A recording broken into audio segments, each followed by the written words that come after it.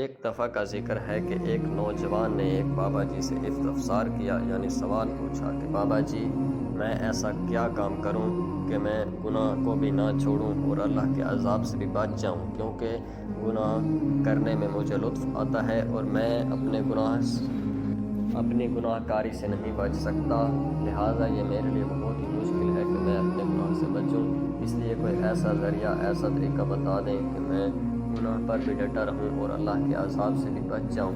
تو اس بابا جی نے بہت ہی دانشمندی سے جواب دیا کہ بیٹا، ایک تجویز جو میں تم کو بتا رہا ہوں اس پر عمل کرو گے تو تم گناہ بھی کر سکتے ہو اور اللہ کے عذاب سے بھی بچ سکتے ہو۔ اس لڑکے نے پوچھا کہ جلد ہی مجھے وہ تجویز بتائیں۔ تو بابا جی نے کہا کہ تم ایسا کیا کرو، کسی ایسی جگہ پر گناہ کیا کرو جہاں پر اللہ تمہیں نہ دیکھ رہا ہو۔ تو اس نوجوان سے فوراً سے جواب دیا کہ بابا جی کوئی بھی دنیا میں ایسی جگہ نہیں جہاں پر اللہ نہ دیکھ رہا ہو، لہٰذا یہ کام تو میں نہیں کر سکتا۔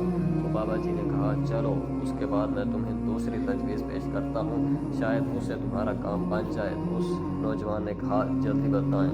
اس بابا جی نے فرمایا کہ تم اللہ کا رزق کھانا چھوڑ دو، جب اللہ تمہیں عذاب دینے لگے گا تو تم کہنا کہ میں نے نہ تمہارا رزق کھایا اور نہ ہی تمہارا حکم مانا۔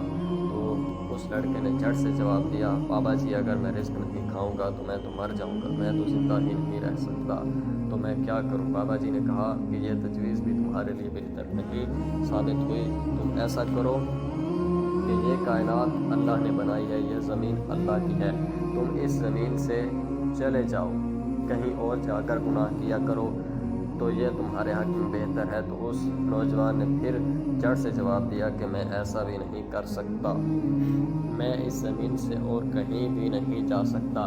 تو بابا جی نے اس کو چوتھی تجویز پیش کی کہ تم ایسا کرو کہ جب تمہاری موت کا وقت قریب آئے تو تم فرشتے سے کہنا، روح قبض کرنے والے فرشتے سے کہنا کہ مجھے 1 منٹ کی مہلت دے دو کہ میں توبہ کر لوں، اس کے بعد تم میری جان لے لینا۔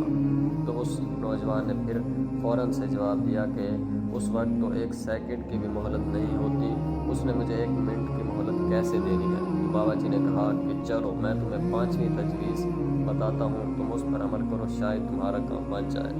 تو اس نے کہا بتائیے۔ تو بابا جی نے کہا کہ جب قبر میں منکر نکیر تمہارے پاس آئیں تو تم ان کے ساتھ معذرت کر لینا، شاید تمہارا کام بن جائے۔ تو نوجوان نے کہا کہ اس دنیا میں ہی ایک شخص توبہ کر سکتا ہے، مرنے کے بعد اس کی توبہ قبول نہیں کی جاتی۔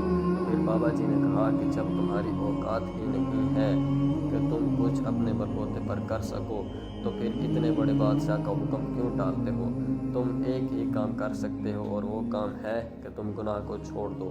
اگر تم گناہ کو چھوڑو گے تو تم اللہ کے عذاب سے بچ جاؤ گے اور یہ تمہاری زندگی اور تمہاری آخرت کے لیے کافی حد تک بہتر ہے۔